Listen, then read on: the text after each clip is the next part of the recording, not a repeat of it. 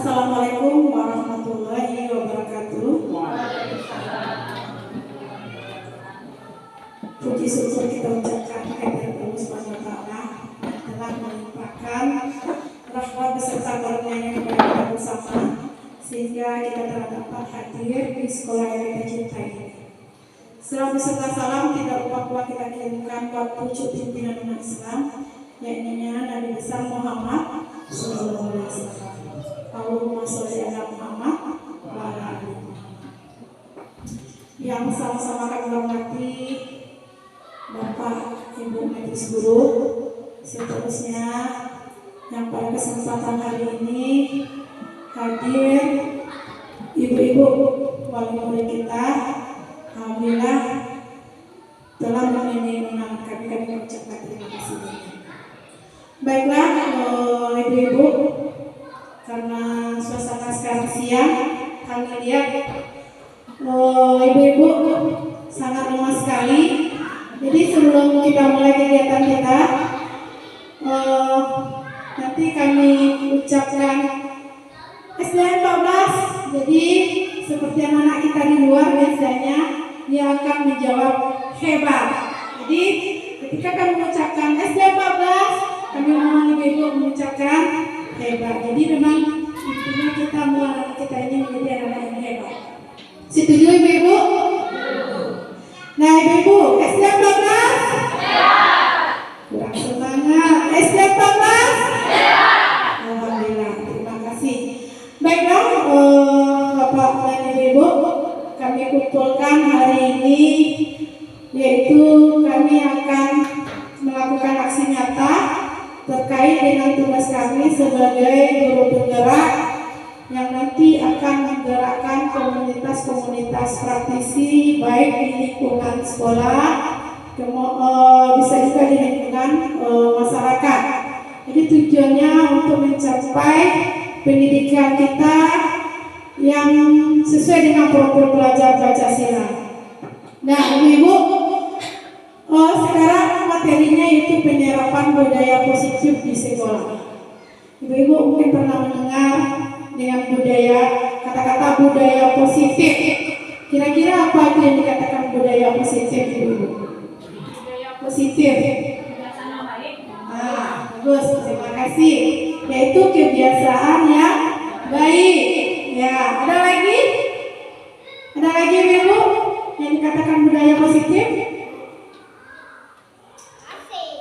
Ya, memang budaya yang dikatakan budaya positif itu adalah perwujudan dari nilai-nilai atau keyakinan universal yang diterapkan di sekolah. Jadi memang seperti yang disebutkan oleh Ibu Rini tadi, itu kebiasaan-kebiasaan baik yang akan kita lakukan. Tapi itu kita yakini kita bisa melaksanakannya. Memang keyakinan dari diri kita. Jadi bukan karena paksaan, bukan karena ada email-email yang lainnya. Memang datang dari diri kita sendiri. Nah, itu yang akan kita terapkan di sekolah kita. Jadi perwujudan dari nilai-nilai atau keyakinan universal yang diterapkan di sekolah, yaitu keyakinan atau kebajikan yang akan kita terapkan. Baik dalam bentuk tanggung jawab, kemandirian, kemudian inovatif, itu yang akan kita terapkan pada anak didik kita. Baiklah, kemudian apa konsep inti dari budaya positif? Yang pertama, konsep intinya itu perubahan paradigma belajar. Yang kedua, disiplin positif. Ketiga, motivasi perilaku manusia. Keempat, posisi kontrol guru. Kemudian kebutuhan dasar manusia, dan keyakinan kelas. Terakhir adalah segitiga restitusi. Sekarang akan kita bahas satu persatu. Yang pertama yaitu berubah paradigma baru. Bagaimana pembelajaran dengan paradigma baru? Yaitu pembelajaran dengan dirancang berdasarkan prinsip pembelajaran berdiferensiasi, sehingga peserta didik belajar sesuai kebutuhannya berdasarkan tahap perkembangan untuk mewujudkan program belajar Pancasila. Jadi intinya kita melaksanakan pembelajaran berdiferensiasi. Tahu ibu-ibu yang dikatakan pembelajaran berdiferensiasi ini? Nah, karena dalam satu lokal, kita bayangkan dalam satu lokal, anak-anak kita ini bermacam-macam karakter, cara belajarnya juga bermacam-macam. Apakah kita melaksanakan pembelajaran dengan satu metode saja? Tidak. Yang dikatakan pembelajaran berdiferensiasi, kita sesuaikan pembelajaran dengan karakteristik anak. Contohnya, kan anak yang suka belajar, dia berjalan ke sini, berjalan ke sana. Berarti itu kita bisa menganalisa anak ini adalah kinestetik. Dia suka bergerak. Mungkin dia belajarnya dengan bergerak itu dia bisa dapat. Makanya kami tidak akan memarah ya anak seperti itu. Begitupun di rumah, karena cara belajarnya yang kita arahkan sesuai dengan kinestetik. Kemudian ada anak lagi dengan menggambar, dia bisa dia karena audio, anak visual dengan menggambar. Jadi kenapa materi-materi pembelajaran itu dia gambarkan. Kemudian ada anak lagi audio dengan nyanyi-nyanyian. Makanya pembelajaran itu ada materi itu dinyanyi-nyanyikan. Dengan dinyanyikan itu dia mudah memahami, mudah mengingat.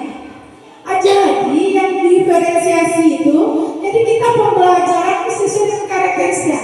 Nih, si A, misalnya seperti si Azura. Azura ini suka dia anak, kalau kami teliti dia anak audio. Berarti dengan nyanyi-nyanyian, ya, dengan kata-kata, dengan suara dia mudah dia memahami. Jadi kita arahkan dia ke sana. Kemudian ada anak visual dengan menggambar, ya, bisa dengan membuat peta pikiran, ya kan? Misalnya lambang bunyi Pancasila 1, 2, 3. Kalau dia hafal tidak bisa, mungkin kita buat gambar. Kita buat pohon seperti itu kan? Kita kasih satu. Ini ketuhanan yang Maha Esa. Ini kedua. Jadi dengan menggambar itu dia mudah mengingatnya. Jadi cara belajar anak kita ini berbeda-beda. Jadi kita mengarahkannya dengan seperti itu. Jadi jangan kita tidak menyamakan metode pembelajaran kita. Begitu pun bisa ibu bantu di rumah. Ini anak saya ini suruh menghafal dari tadi tidak bisa. Kita lihat anak kita ini masuk mana dia. Itu yang dikatakan diferensiasi. Jadi kita sesuaikan. Ini anak saya ini pakai musik, dia mudah mengingat menghafal. Contohnya seperti Hafiz lah, contohnya anak kita menghafal Al-Quran. Ini susah-susah sekali bu, beberapa kali bu. Sudah saya yang membacakan suruh ulang sama dia, tidak bisa. Oh ternyata dikasih musik dia bu, dia menghafal sendiri lebih cepat. Berarti anak itu termasuk audio. Jadi kita kenali anak kita masuk tipe mana dia. Itu. Ada juga anak dia dengan ada gambar, media pembelajaran, dengan gambar-gambar dia lebih memahami. Tuh. Ya ibu, jadi ibu kita tidak bisa menyamakan cara belajar kita dengan semua anak. Itu dia. Kemudian intinya tadi yaitu mewujudkan profil pelajar Pancasila. Apa itu profil pelajar Pancasila? Yang pertama, beriman dan bertakwa kepada Tuhan Yang Maha Esa dan berakhlak mulia. Itu tujuan pembelajaran kita di sekolah. Jadi kami berharap di rumah juga seperti itu. Bagaimana kita membiasakan yang profil pelajar Pancasila yang pertama ini, yang elemen beriman bertakwa kepada Tuhan Yang Maha Esa dan berakhlak mulia. Kami sudah biasakan di sini, ibu-ibu, dengan sholat berjamaah, zuhur berjamaah. Maka kami berharap bantu kami dengan mengingatkan anak kita untuk bawa mukenahnya. Kalau laki-laki rasanya anak kita ini suka pipis, kadang asalan bu, celananya nggak bersih, nggak sah sholatnya. Kita ajarkan bawa kain sarung. Kamu pipis nanti kadang tidak dibasuh, ya, tidak dibersihkan, tidak istinja dia. Nah, bawa kain sarung nak. Ya ganti nanti celananya dengan kain sarung. Kita dari hal-hal kecil kita biasakan anak kita. Juga berkarakter, berakhlak mulia. Nah, ini kita biasakan. Kita biasakan di sekolah kami ini, kadang anak kita yang memang karena dia bergaul dengan temannya, tersinggung dia sedikit, langsung kata-kata tempat yang tidak pantas kita dengar. Makanya kemarin kami membuat program, yaitu anak untuk berbahasa Indonesia. Kami biasakan dari kami dulu, memang agak susah gitu. Masalahnya kita masih penyesuaian ya, karena kita bahasa ibu yang biasa dipakai oleh anak kita. Kita pun di rumah seperti itu. Jadi memang dengan berbahasa Indonesia ini, anak kita dia akan untuk berkata-kata kasar itu dia akan berpikir. Cobalah kita cobakan. Apaan sih ya kan? Kira-kira untuk berbahasa Indonesia apa ya? Dia berpikir apa kamu, ya kan? Jadi kata-kata kasar itu akan hilang dengan sendirinya dengan anak-anak berbahasa Indonesia. Jadi kita biasakan di sekolah, biasakan juga di rumah. Kalau tidak mulai dari rumah, nanti dia akan terbiasa di sekolah. Bisa ibu-ibu? Nah, jadi kita sama-sama lihat. Karena kita tujuan kita yaitu beriman bertakwa kepada Tuhan Yang Esa dan berakhlak mulia. Termasuk sholat wajib lainnya. Ya, mohon maaf aja, kami tidak bisa. Ada mungkin anak kalau ditanya anak-anak orang tuanya sholat nggak di rumah? Ada yang jawab ada yang tidak. Jadi ibu-ibu, kita tidak perlu memperlihatkan.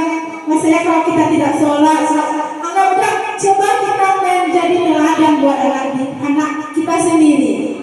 Karena anak-anak kita ini dia meniru, dia masih bisa kebanyakan dia contoh meniru. Jadi memang kita menjadi teladan sesuai dengan filosofi Ki Hajar Dewantara. Ingaso Tulodo, Ingmanyo Mangkaso dan Tuuri Handayanya. Jadi yang di depan tuh sebagai teladan, Ingaso Tulodo. Kita yang di depan jadi teladan. Jadi kalau kamu seperti itu, karena memang untuk mendidik anak kita bukan kita tidak menyuruh, tapi kita mencontohkan kita yang jadi teladan oleh anak kita. Karena saya sendiri merasakan apa yang kita biasakan di rumah itu akan terbiasa sama anak kita. Baik berkata-kata kasar, ya kan? Kadang bercanda-canda, memang terasa oleh kita. Itu akan ditiru oleh anak kita. Nah ibu-ibu, jadi kita sama-sama bagaimana menerapkan yang beriman bertakwa kepada Tuhan Yang Esa dan berakhlak mulia. Di sini juga kami sudah membiasakan anak berdoa. Sebelum masuk WC itu dia berdoa. Nanti tidak ada videonya, mau dibiasakan. Tapi kalau sekali ketika di sekolah aja nggak seperti itu dia akan lupa. Makanya ada satu orang temannya yang hafal sebelum masuk WC baca dulu. Ada tukang perintahnya, baca baru masuk WC. Keluar WC, masuk keluar WC. Kemudian masuk masjid juga seperti itu. Sebelum masuk masjid sholat, ada satu orang anak itu. Nah mencoba baca boleh masuk. Tuh, itu sudah diajarkan. Itu dua aja yang mengajarkan kepada itu. Jadi kita biasakan. Sholat duhanya, kami biasakan di sini sholat duha, kan? Jadi kita belajar, kami pun mencobakan sholat duha. Jadi kalau saya tidak sempat di rumah, karena kita sudah pakai make up ya ibu-ibu. Jadi kami biasa di rumah sholat duhanya. Tapi kalau tidak terkejar, memang di sekolah kami biasa. Kadang anak-anak yang laki-laki, kan? Karena saya sudah dulu di rumah, saya bukan setiap pagi anak-anak saling dengan kita tuh. Yang laki-laki dulu belum sholat dulu ya nak. Seperti itu kepada anak-anak kita. Nah ibu-ibu, jadi kita cobakan dan kita jadikan menjadi teladan buat anak-anak kita.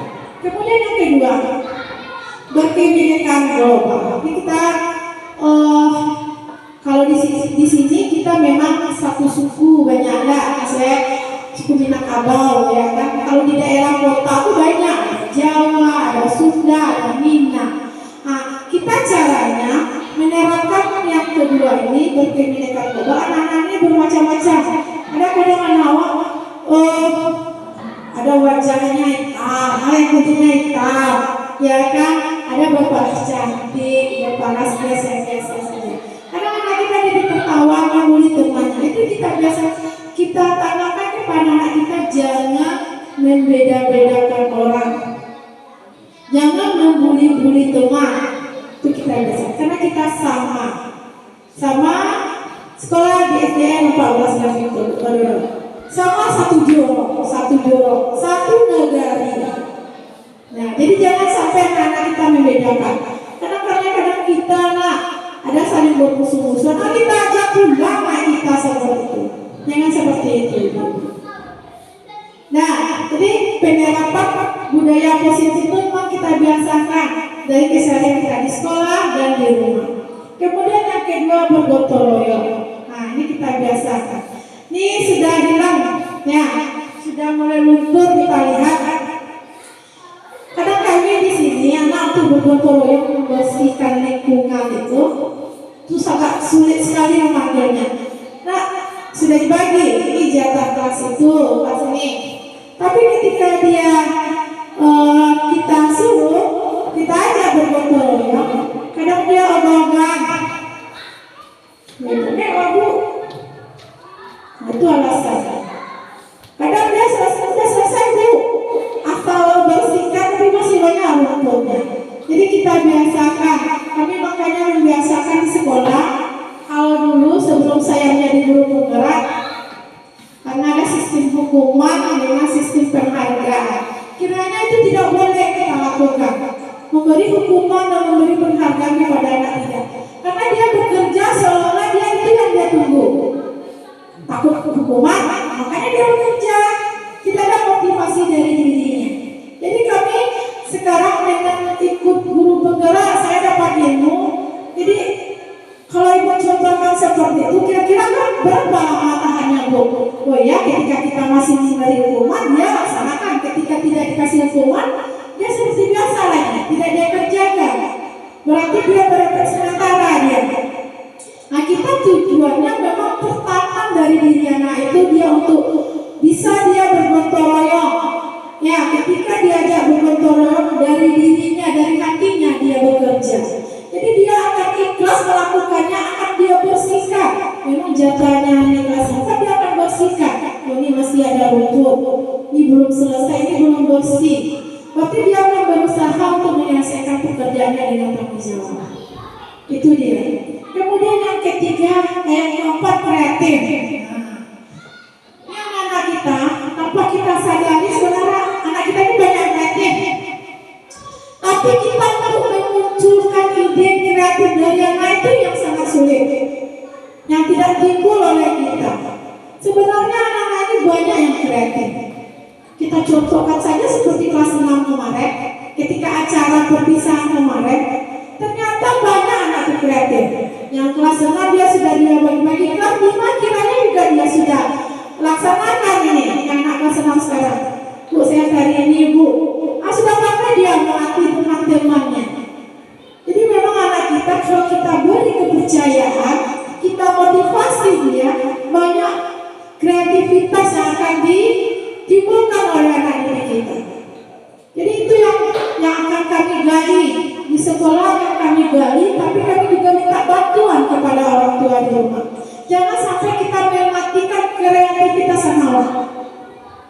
Ada Bu, Ma, berikan kertas origami, saya mau buat ini.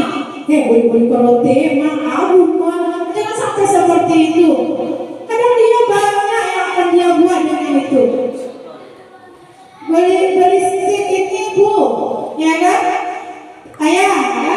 Kadang karena kita, kadang-kadang untuk anak kita kadang ada yang kita pelit, ya nah. Untuk anak kreativitas sama kita banyak yang pelit orang tua.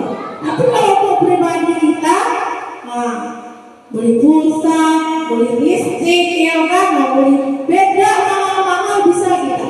Tapi Tapi untuk anak kita kadang kita masih berpikir. Nah itu. Jadi kami berharap ya ibu-ibu di sekolah kami akan mengasah kreativitas anak kita. Sekarang kami ada melaksanakan program eskul ekstrakurikuler. Sudah kami bagi hari-harinya dari Senin, Selasa, Rabu, Kamis. Senin itu kami melaksanakan kesenian, seni rupa, seni musik, seni suara. Karena kita akan lihat banyak anak yang berbakat. Nah itu yang akan kami olah, mengembangkan bakat dan minat yang ada pada anak kita. Jadi kami sama pembelajarannya berdiferensiasi ini. Tidak seluruhnya hanya memang dia seni suara yang bisa. Kami asah dia untuk seni suara. Ini mungkin seni rupa, menggambar, kami asah dia menggambar. Jadi kami tidak paksakan. Si A dia seni suara, si B dia seni rupa menggambar. Kami paksakan yang si B ini untuk dia vokal atau seni suara, tidak seperti itu. Jadi kami lihat ini apa yang bakat yang ada pada anak ini. Oh dia menyanyi kiranya yang lebih itu. Nah itu yang akan kami kembangkan bakatnya. Nah itu makanya ada eskul, Senin kesenian, hari Selasa kemarin Selasa olahraga, olahraga kebetulan kita ada lapangan voli, kemudian ada lapangan badminton yang dibuat sekarang lapangan badminton. Jadi kami mengejarkan memang melengkapi fasilitas di sekolah untuk menyembangkan bakat dan minat anak. Itu rencananya kemarin itu uang kenakan kelas 6 yang kami buatkan untuk membuat lapangan badminton. Kemarin rencana dia meja pingpong, ya biar kita bisa olahraga pingpong. Tapi karena lihat ketika lomba-lomba ke kecamatan di kabupaten tidak ada pingpong, tapi banyak voli olahraga dengan badminton. Jadi kami alihkan ke membuat lapangan badminton. Jadi anak kita bisa dia bermain badminton di sini. Kadang untuk olahraga sangat sulit kita ke hall, makanya belajar dari sini dulu. Cara-caranya, teknik-tekniknya diajarkan di sini dulu. Itu makanya. Kemudian lagi yang ke-5 yaitu bernalar kritis. Ini yang sangat sulit sekali. Tapi kita lihat anak kita memang sudah bisa dia bernalar kritis, tapi jarang-jarang kita coba. Bagaimana caranya? Kita cari dia, kita hadapkan dia kepada suatu masalah. Kira-kira bisa ada anak kita menyelesaikan permasalahan itu? Misalnya di sekolah dia sudah menyakiti temannya atau menyobek buku temannya. Coba kira-kira bagaimana dia menyelesaikan masalah yang sudah dia buat sendiri. Coba suruh anak kita, bagaimana caranya kamu menyelesaikan? Dengan kita bantu, karena kita kan sering memanjakan anak kita. Jadi maka anak kita dia tidak bisa bernalar, dia tidak berpikir dia. Begitupun di rumah, kan banyak tuh pekerjaan di rumah yang menuntut dia bernalar kritis. Jadi kalau kami lihat anak kita sudah bisa dia bernalar kritis, tapi karena tidak pernah kita cobakan, dia sering kita manjakan. Ada masalah sedikit, kita yang membantu dia untuk menyelesaikannya. Coba kamu pikirkan, kira-kira bisa nggak kamu menyelesaikannya? Coba kamu selesaikan sendiri, nak. Cobalah kita cobakan. Anak kita kalau dia kita belajarkan dari awal-awal, dia akan bisa, akan terbiasa nantinya. Jadi itu tujuannya. Kemudian yang mandiri, nih kami tuntut. Karena kemarin saya sebagai guru penggerak membuat visi yaitu kemandirian siswa, menumbuhkan kemandirian anak. Ini yang banyak sekali yang tidak terlihat kepada anak kita. Kenapa kami bilang seperti itu? Di sekolah saja kami contohkan. Setelah belajar anak itu, dia bawa aja bukunya, pensilnya, penanya. Makanya anak tuh tiap hari dia beli pensil. Karena pensil kamu tadi mana? Hilang bu. Besok lagi beli lagi.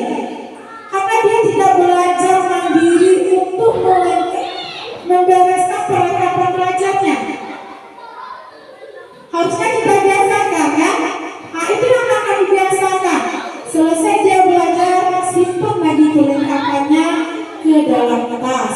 Jadi tidak ada anak ibu yang hilang pensil, hilang buku. Itu kami ajarkan di sekolah. Kemudian kami mengajarkan kebersihan. Kemarin mungkin ada yang mengadukan anak ibu. Kami disuruh mencuci karpet sama ibu di sekolah, sama bapak di sekolah. Ada enggak? Ada orang yang ada. Itu kami biasakan anak kita mandiri. Belajar dia karpet itu kamu yang makan. Kita bersihkan bersama-sama. Tuh karpet. Dan kalau kita upah pulang ke orang tukang cuci itu sangat berapa uang. Jadi kalau kemarin kami ajarkan anak kita, yuk kita bersihkan karpet bersama-sama. Nah itu, kebetulan ada mesin di rumah, kami buat di sini. Ketagihan anak kita menggunakan mesin itu untuk mencuci karpet itu. Jadi kami berharap jangan sampai di rumah mengadu anak kita disuruh anak tukang bersih di sekolah. Itu kami mengajarkan anak kita mandiri. Kadang kami bagi piket ya ibu, bagi piket membersihkan kantor. Bukan kami tidak bisa membersihkan kantor ya ibu, tapi kami melatih anak kita, melatih dia mandiri. Maka itu biasakan di rumah. Pernah kan ibu mencuci piring di rumah? Di sini kami biasakan dia mencuci piring. Jangan bu, biasakan. Kalau bisa dia mencuci pakaiannya sendiri. Makanya kami ajak siapa yang mencuci pakaian kamu? Ibu bu di rumah bu, orang tua di rumah bu. Makanya anak-anak itu hari Senin, karena ibunya sekali seminggu mencuci Nina. Kalau ada sempat dibuang, mereka bisa Senin baju kotor itu yang dipakai anak kita. Itu ada loh. Mana baju kenapa kotor kalau dicuci bu? Nah itu. Jadi bantu oleh ibu, kami di sekolah juga membiasakan seperti itu. Termasuk perlengkapan sekolahnya. Pulang sekolah terbiasakan tasnya di mana letaknya, topi dasinya di mana. Ini taruh dasi kamu di sini nak, ikat pinggangnya, topinya, tasnya, bajunya. Jadi tidak ada baju mana, topi dari rumah, dasi dari rumah. Karena kita sudah sibuk di dapur ya ibu, untuk membawa masak untuk bekal anak kita. Ayo, kalau 5 orang anak kita semuanya banyak, sih kita mendengarnya. Jadi kita biasakan. Itu makanya kami membiasakan dari sekolah juga lanjut ke rumah. Jadi tidak ada setiap hari itu operasi itu laku. Dasi, topi, pena, pensil, buku. Ada yang bilang sobek-sobek buku. Karena nggak terbawa bukunya. Nah dia beli di koperasi. Kalau kami alhamdulillah, ya kan laris barang di koperasi. Kami membuat koperasi itu karena membantu juga. Kadang tak ada pena, tak ada pensil anak kita. Warung jauh dari sini ya, apalagi dari tempat tinggal kita kan sangat jauh. Kadang ke Buayo, ke Gando kita mencarinya. Nah itu. Jadi kita biasakan belajar anak kita mandiri. Kita biasakan dia dari kecil ini, nanti dia akan terbiasa. Itu untungnya juga buat kita semua. Ya Bapak Ibu, jadi kami membiasakan anak kami mandiri di sini. Itu makanya guru setiap selesai belajar masukkan dulu perlengkapannya ke dalam tas lagi. Ada yang di luar. Makanya kalau kami lihat di dalam laci itu banyak buku anak kita. Kadang dia di sekolah tidak bawa tas, mereka kampung, dia bawa di sini dalam lacinya. Karena kadang itu siapa yang ada bukunya ibu bakar. Tuh, tapi sekarang kami akan belajar motivasi anak itu dari dalam dirinya, belajar dia untuk mandiri, membenahi perlengkapan sekolahnya. Nah ibu, lanjut lagi disiplin positif yang kedua, yaitu bagaimana penerapannya, yaitu mengajarkan anak agar bertanggung jawab dan menumbuhkan kesadaran diri berdasarkan nilai-nilai kebajikan. Contohnya bertanggung jawab itu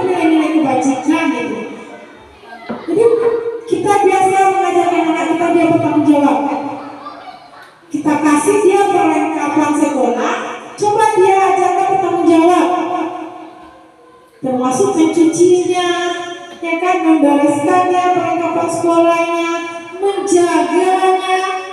Kadang kami sangat kecewa ya ibu-ibu, anak kita mungkin karena orang tuanya pergi pagi pulang sore, ya kan.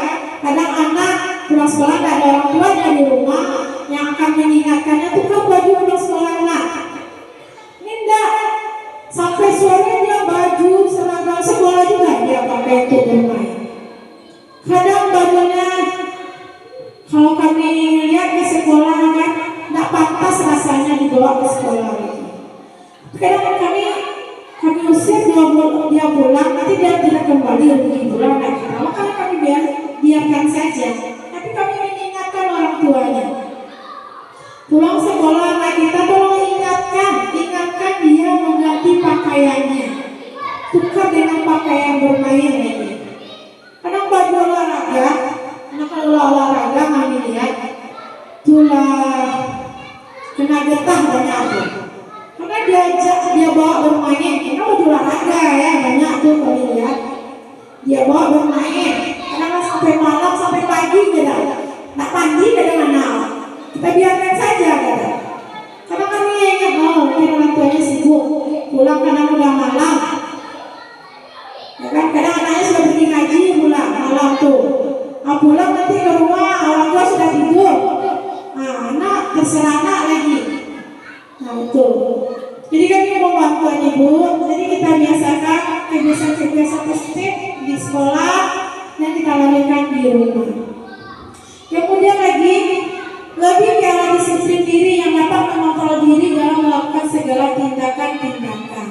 Jadi dia memang mendisiplinkan dirinya, memang datang dari dirinya. Dia bisa mengontrol dirinya sendiri.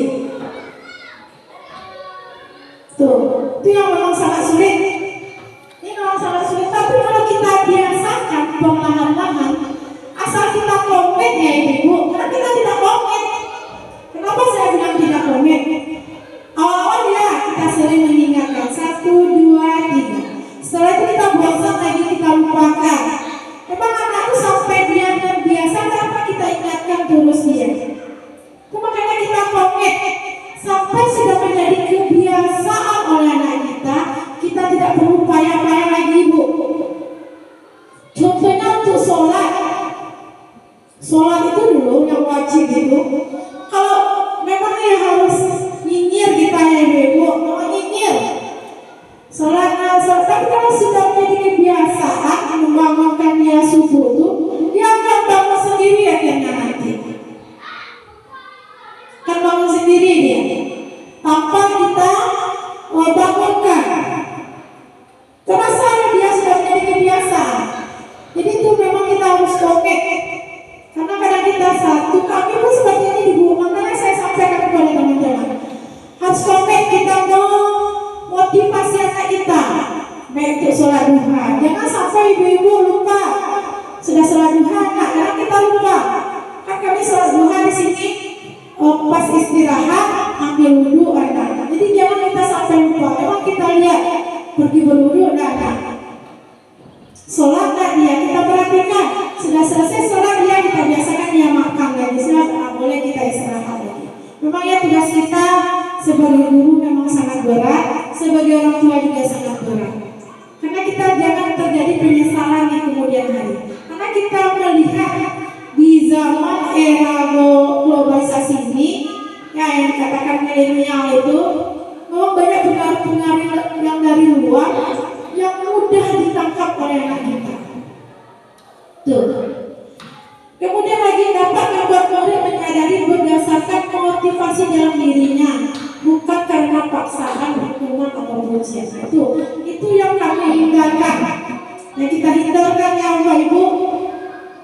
Jangan anak kita bekerja karena dia takut dihukum, bukan juga karena dia mengharapkan penghargaan. Makanya sekarang kami tukar lagi. Kita tukar lagi dengan apresiasi kebajikan. Contohnya anak-anak setelah dia memungut sampah, tidak ada lagi nanti hadiah. Ini hadiah ibu kasih permen, ini ibu kasih hadiah uang. Tidak ada lagi seperti itu. Terima kasih nak, kamu sudah melakukan menerapkan kebersihan di sekolah. Itu yang kita berikan lagi. Itu dulu yang kita cobakan di rumah. Terima kasih Nak, kami sudah membantu Ibu mencuci piring. Jadi Ibu bisa melaksanakan pekerjaan yang lain. Bisa Ibu mengurus adik kamu. Kita kasih apresiasi kebajikan. Sekali-sekali boleh kita puji, tapi jangan kita kasih penghargaan berupa anak, kalau Ibu nak ke sana, Ibu kasih uang. Cepat dia lari kan. Jadi akhirnya terbiasa ketika kita tidak memberi uang, bagaimana Ibu? Ketika tidak memberi uang, bagaimana? Tidak mau dia kan? Tuh. Jadi kita timbulkan motivasi dari dirinya. Bagaimana caranya? Kita berikan apresiasi kebajikan. Nih Nak, nih cuci piring nih, kotor semua piring kita. Lihat Nak, kalau ada tamu atau di rumah kita kan, nih Ibu belum menyapu rumah. Nanti kalau ada tamu, rumah kita berantakan, malu kita. Kita coba motivasi dari anak kita. Oh iya Bu, kita bersihkan ya Bu. Saya tuh sangat Zaki kelas 4 tuh memang ya.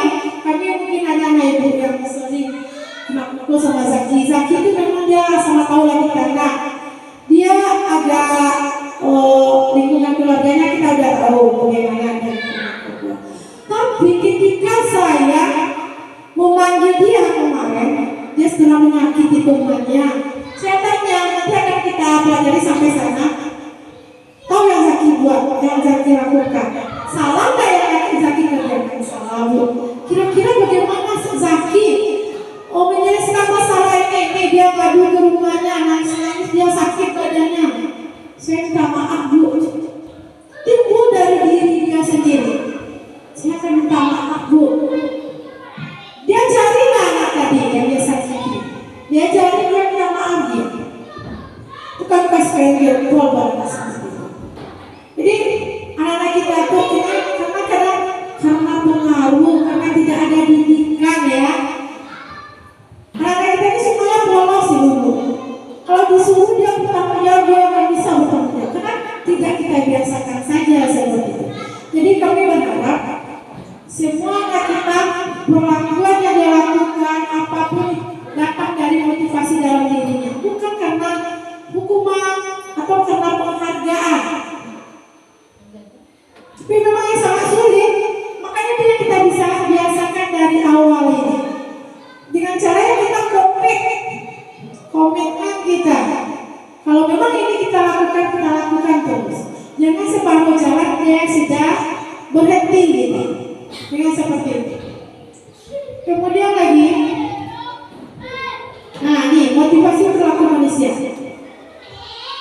Pertama dia karena memang untuk menghindari hukuman tadi, takut dia akan kena hukuman, makanya dia kerjakan.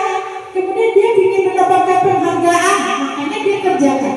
Itu keduanya adalah motivasi dari luar, karena orang lain, karena ingin dilihat orang lain, karena takut oleh orang lain dengan orang lain, makanya dia lakukan. Itu motivasi dari luar.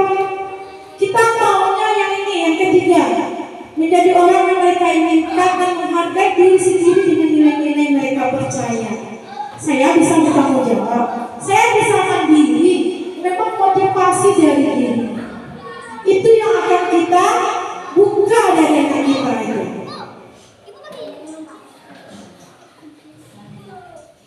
Nah ini lagi posisi kontrol seorang guru. Ini memang udah kita tuh menerapkan disiplin ya. Yang pertama sebagai guru itu yang sering kadang kita lakukan. Kemudian membuat merasa bersalah. Tahu nggak yang kamu kerjakan itu? Nih sakit orang. Nah, tahu dia merasa bersalah kan? Itu sebagai pembuat merasa bersalah atau sebagai pemantau kita? Atau sebagai teman? Sebagai teman ini sering kita bicara. Ini yang sangat sulit. Teman kan kita menganggap kita berteman dengan kita kadang kita dengan canda-canda. Tapi kalau kita lakukan seperti itu, kadang sudah dewasa pula dengan kita. Kadang kita ketika kita tidak bisa bercanda, bukan tempatnya bercanda, dibawa bercanda oleh kita. Jadi seharusnya yang posisi kontrol seorang guru itu adalah yang kelima sebagai manajer. Sebagai manajer ini kita berharap anak itu dia bertanggung jawab. Apapun kesalahan, apa yang dia lakukan, dia ada tanggung jawab dari dirinya sendiri. Jangan kita hukum, jangan kita bawa bercanda, atau jangan sampai anak kita buat dia merasa bersalah, akan jadi beban bagi dirinya. Jadi posisi yang kita harapkan itu yaitu sebagai manajer. Dia berbuat sesuatu bersama murid, mempersilahkan murid mempertanggungjawabkan perilakunya dan mendukung murid agar dapat menemukan solusi atas permasalahannya sendiri. Tuh, contohnya dia setelah dia membuat kawan temannya menangis, kira-kira apa yang akan kamu lakukan? Kita ajak dia menemukan solusi bagaimana dia menyelesaikan masalah ini. Jangan sampai terbawa ke rumah nanti mengadu teman-teman ke rumah. Akhirnya orang tua sama orang tua dia berkelahi, bertengkar. Nah, kita ajak bagaimana anak menyelesaikannya. Itu yang kita posisi sebagai manajer. Kemudian mengacu pada institusi yang dapat menjadikan murid sebagai manajer bagi dirinya sendiri, sehingga tercipta identitas positif yang berhasil pada diri murid tersebut. Misalnya dia melakukan kesalahan, itu akan jadi pelajaran dia. Hal-hal negatif yang dia lakukan, dia akan menjadi positif. Akan timbul, itu tugas kita sebagai guru, sebagai manajer.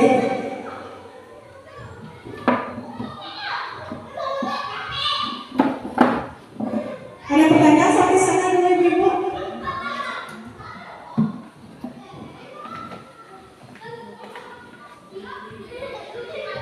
Kita lanjutkan lagi kebutuhan dasar manusia.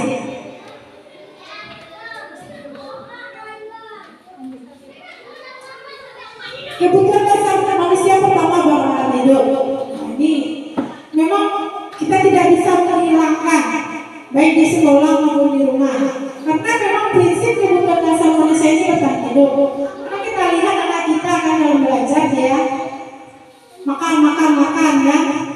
Nah, kebutuhan dasarnya itu tertentu, lapar bu, itu dia karena ada kebutuhan dasarnya tidak terpenuhi, dia untuk bertahan hidup dia lapar kan, makanya dia makan.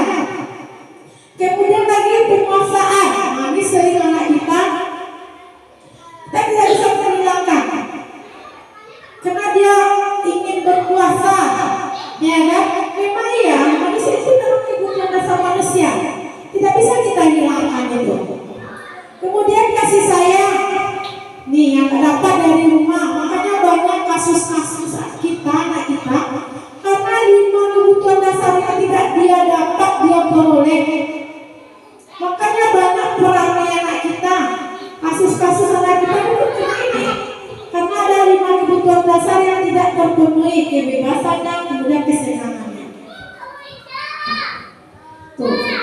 Jadi kalau kita tidak bisa memarahi anak seperti itu yang kita carikan solusi, bagaimana dia menyelesaikan masalahnya. Karena lagi belajar kan dia keluar, duduk dia di warung. Mungkin ada penyebabnya, karena ada kebutuhan dasarnya yang tidak terpenuhi. Kadang-kadang ada cari-cari masalah di sini ya, mau kena marah guru terus. Berarti ada kebutuhan dasarnya yang tidak terpenuhi.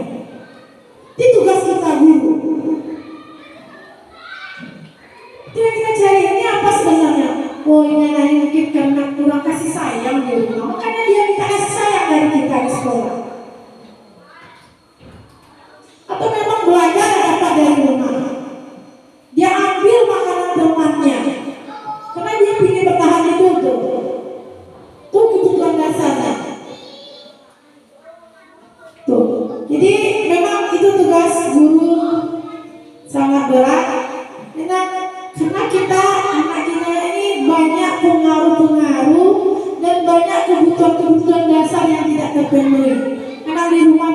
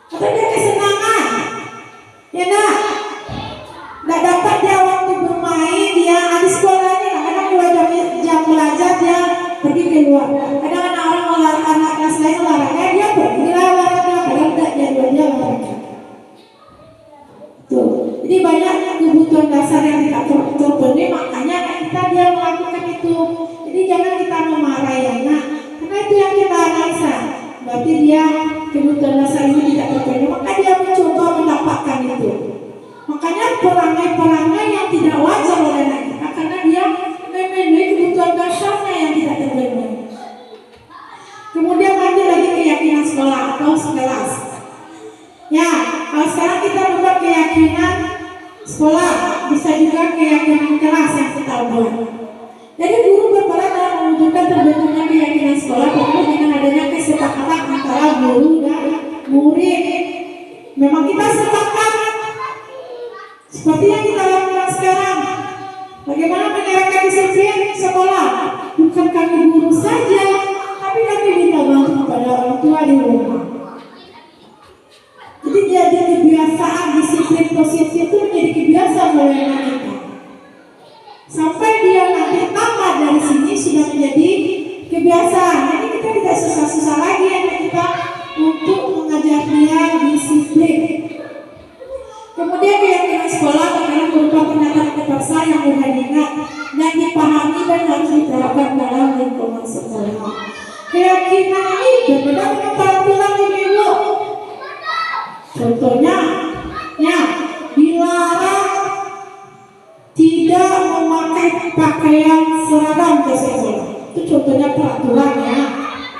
Kira-kira keyakinan yang akan kita buat, keyakinan sekolah yang kita buat apa?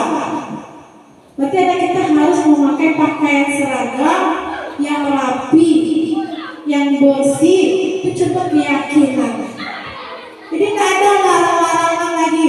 Tidak ada peraturan. Kalau peraturan dilanggar oleh anak kita, dia akan mendapat hukuman. Kalau keyakinan yang kita buat, dia tidak ada hukuman. Tapi kita mau datangnya dari anak kita. Kira-kira anak, kalau kita tidak seragam bagaimana? Nanti bukan dari anak kita. Belang-belang nanti bu, ini pakaian ini bu. Nah kira-kira bagaimana kita buat keyakinan? Kita harus pakai seragam sekolah sesuai dengan jadwal yang sudah diberikan. Datang dari anak kita sendiri, datang dari kita sendiri. Tanpa ada, contohnya sebagai kepala sekolah, bukan saya yang membuat keyakinan itu. Kalau datang dari pribadi orang, itu berupa peraturan. Kalau dilanggar, kena sanksi. Tapi kalau datang dari kita bersama, kira-kira contohnya, biar tertib kita dalam acara kita hari ini bagaimana? Namanya lah, HP dinonaktifkan suaranya bu.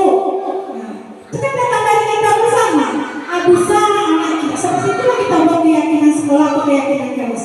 Memang datang dari dirinya, dia berusaha, rasanya dia sanggup melaksanakan itu.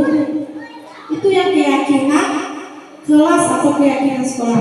Datang dari pribadinya sendiri, bukan dari atasan, bukan dari gurunya, tapi datang dari dia sendiri bersama-sama. Nah, itu yang keyakinan kelas atau keyakinan sekolah. Makanya itu yang dibuat sekarang di kelas itu, buat namanya kesepakatan kelas. Keyakinan itu berubah menjadi keyakinan kesepakatan kelas. Yakin dia sendiri-sendiri bisa melaksanakan, dia sepakati menjadi kesepakatan kelas. Lanjut lagi. Nah, segitiga institusi.